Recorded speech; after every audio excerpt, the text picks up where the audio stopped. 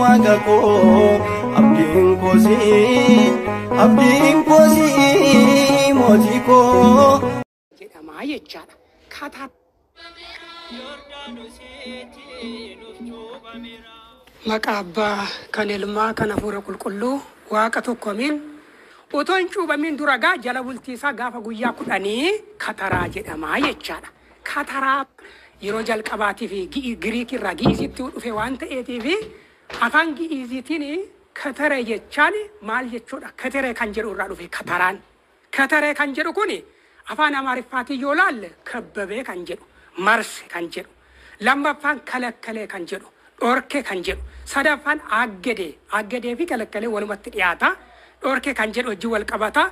Itti dallaa itti hojjete jechuudha yookiin immoo dallaa itti naannessee isa jedhu kataraa jechuun akkasuma immoo cufe jechuudha. Kana jechuun maal jechuudha? Gooftaan Yesuus Kiristoos gara Yordaanositti Galiilaadhaa gara Yordaanositti dhufe wangeela Maatewos irra jira. Ayyaana cuuphaa kan nuyi qabannu kitaaba qulqulluu irra waan jiruuf wangeela Maatewos boqonnaa 3 lakkoofsa 13 hanga 17tti barreeffamee jira.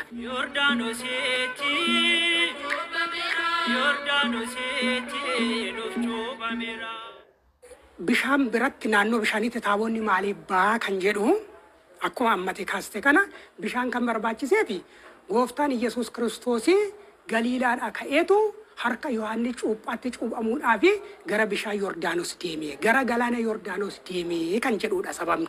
Sababni taaboonni bakka bishaan jirutti deemu sababa kanaatiin. Kanaaf iyyuu egaa maal jechuudha? Galiilaadhaa ka'ee gara Yordaanositti deemu taaboonni gooftaa keenya Yesuus Kiristoosiin fakkeeffama. Sababa kanaatiin taaboonni ofii isaatii bultoo Waaqayyoo, teessoo Waaqayyoo, abboommii Waaqayyoo kan irratti barreeffamee jiru, jechi Waaqayyoo, maqaa Waaqayyoo kan irratti barreeffamee jirudha waan ta'eetiif taaboonni suni gooftaa keenya Yesuus Kiristoosiin fakkeeffama waan ta'eetiif. Taaboonni sun kallattiidhaan garam deema? Gara bishaanii, gara Yordaanos. Sababa fakkeenyaaf Yordaanosiin kan fakkeeffame gara lagaatti gara bishaanii dhaqaa jechaadha. Wangeela Maatewos boqonnaa 3 lakkoofsa 13 hanga 17tti arganna. Sirnoonni achitti raawwatanii gaafa kataraarraa kaasanii yookiin gaafa jala bultiirraa kaasaniitu sirnoonni sun jechaadha. Gaafa jala bultii sana qophiin adda addaa hin godhama. Qophii yeroo jennu faarfattootarraa kaasee akkasuma margeetotarraa kaasee luubootarraa kaasee gaafa guyyaa 10 sanaa sagalee Waaqayyoo kadhannaa godhamu. Qiddaasee qaddafamuudhaaf itti qophaa'amu wanta kana itti qophaa'u hundi ga'ee isaatiin itti qophaa'a. Taaboonni hundiyyuu yeroo achitti wal ga'u maaltu adeemsifama? Galgala sanaa jalqabee barumsi wangeelliin kennama. Guyyaa kataraa kana wajjin wal qabatee wangeelli lallabama uummataaf jechaadha. Sagalee Waaqayyoo lallabama hin barsiifama. Achi booda taaboonni bakkuma bulu sana dunkaannis yookiin immoo godoon ijaaramuu fi danda'a, mannis ijaaramuu fi danda'a. Eegga wangeelli lallabamee eegga barsiifameeti gaafa kataraa sana taabota achuma bulaa jechaadha. Taabota sana bira yeroo bulamu hin faarfatama halkan sana. Akkasuma immoo maayileetii kan dhaabbatamu jira. Maayileetii jechaan galateeffannaan jira kan adeemsifamu. Margeetotaatiin kan adeemsifamu jira. Luubotaatiin kan adeemsifamu jira. Tokkoffaa maayileetiin jira. Lammaffaan faaruun adda addaa jira. Sadaffaan immoo kidaaniin kan jedhamu jira. Waadaa kadhannaa waadaa kan jedhamu jira. Akkasuma immoo timirta bu'aat kan jedhamu jira.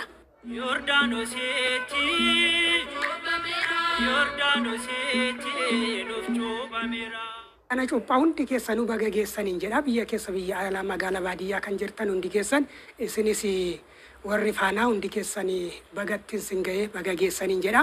Dabalatee ayyaana kana gabaabumatti yeroo kabanyu waggaa waggaan hin kabanya.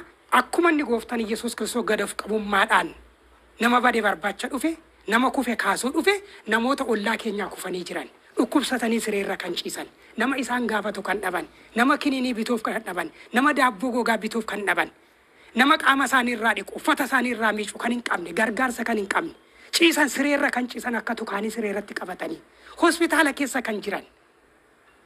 Bakka tsabalaa kan tankarattatan, bakka tsabalaatti kan rakkatanii jiran. Hidhamanii mana sirreessaa keessa kan jiran. Bakka adda addaatti ollaa keenyatti dagatamanii kan jiran namoota akkasii kan itti yaadachuudha. Kan beela'e beeluu baasu, kan dhukkubsate gaafachuu, kan hidhame gaafachuu, kan rakkate immoo rakkina keessaa baasu gargaaru waan qabnuutiin. Qabeenya yoo qabaanne qabeenyaan, humna yoo qabaanne humna keenyaan, beekumsa yoo qabaanne beekumsa keenyaatiin rakkataa gargaaru, nama kufe kaasuu, nama laafi jabeessu nama badii barbaadu kana waan ta'eetiif yeroo ayyaana qabanyu haala akkasiitiin kabajuutu nurraa eegama.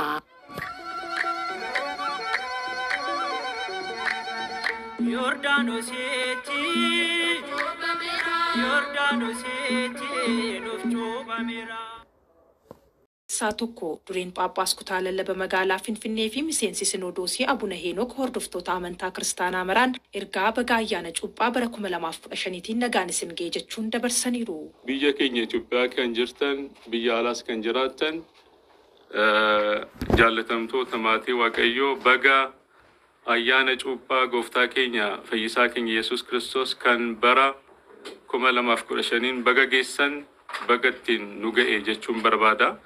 Egaan macaafi qulqulluu akka dubbatutti gooftaan keenya fayyisaan keenya Yesuus Kiristoos gara Yordaanos hora Yesuus Galiilaa haba Yordaanos kama ይጠመቅ እማይ ይላል jedha. Kunis maalidha? Gooftaan Galiilaati gara Yordaanositti cuuphamuu fi deeme gara Yohaannisitti. Innis cuuphaa bishaaniin Yordaanos galaana Yordaanos keessatti cuuphamee jedha. Egaa kuni wangeela Maatiyos boqonnaa 3 lakkoofsa 13 irratti argama. Guyyaa ayyaana cuuphaatti sirnoota kadhannaa amanticha hordofaniin sirna cuuphaa gaggeessuun cuuphamuu gooftaa Yesuus Kiristoos kan ittiin yaadatamudha jedhan. Ayyaanichi magaalaa Finfinneetti iddoowwan 82 irratti kan kabajamu ta'uu kaasuun ayyaana cuuphaa bara kanaa haala nagaa fi hawwataa ta'een kabajuuf haaldureen hundi xumuramuudha Abuna Heenok kan kaasanii jiran. Gooftaan gara Yordaanos yookaanis gara Yohaannis isa bu'e sana yaadannoo sana taasisuuf jecha Bataskaan Ortodoksii Tawaahidoo akkaataa akkasiitiin kabajji. Egaan akka Ortodoksii Tawaahidoo yookaanis immoo kutaa lallaba Addis Ababa yookaan Finfinnee lallabii kutaa keenya Hagar Sibkatiin jedhamu jechuudha. Qophee jala bultii ayyaana kana qopheetu jira jechuudha. Kunis jaan meedaatiin kan hafe ayyaanni kun dirree kan itti kabajamu gara 82 kan ta'an bakka akkasiittidha kan inni kabajamu. Ayyaanichi hawwata turistii ta'uun biyyaaf bu'aa guddaa buusaa kan jiruu fi ayyaana waloo waan ta'eefis milkaa'ina ayyaanichaatiif hunduu tumsuu qaba jedhan. Dargaggoonni duudhaa ayyaanicha eegeenii karaan milkaa'aa ta'een akka kabajamuuf ga'eerraa eegamu ba'uu qabaa dhaamaniiru. Rakkoo nageenyaa kamuu akka hin uumamnee fi qaama nageenyaa waliinis qindoominaan hojjetamaa turuudha kan kaasanii. Ayyaanni kun nagaatiin jaalalaan waliigalteetiin akka kabajamu ergaa keenya dabarsuu barbaanna. Caalaatti dargaggooliin bataskaana keenya keessa kan jiran waldaalee baay'eetu jiru. Akkasumas immoo hordoftooti sanbataa barattooti sanbataa jiru. Akkaataa akkasiitiin ijoolleen keenya kabajaan jaalalaan tokkummaan ayyaana kana kabajuu akka dandeessan ergaa keenya kana dabarsuu barbaanna. Egaa ayyaanni cuuphaan kan Bataskaan Ortodoksii duwwaatu hin ta'in akka waliigalaatti kan biyyichaadha kan Itoophiyaa uummata hundumuu sabaaf salbammii amantooti adda addaa kan ta'an ayyaana kana ayyaani kun UNESCOtti kan kabajame kan galmeeffame gatii ta'eef akkaataa akkasiitiin waliin taanee nageenya keenya eegsisnee ayyaana kana akka waliin kabajnu ergaa koo dabarsuun barbaada.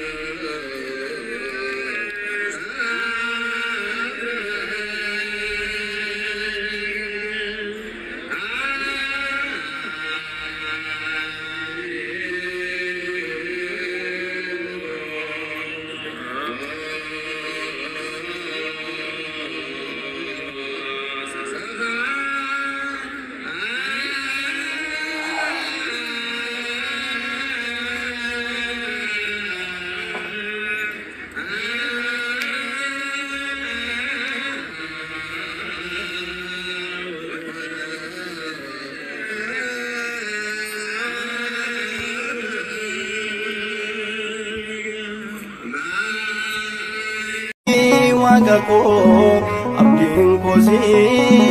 abdin kosi motiko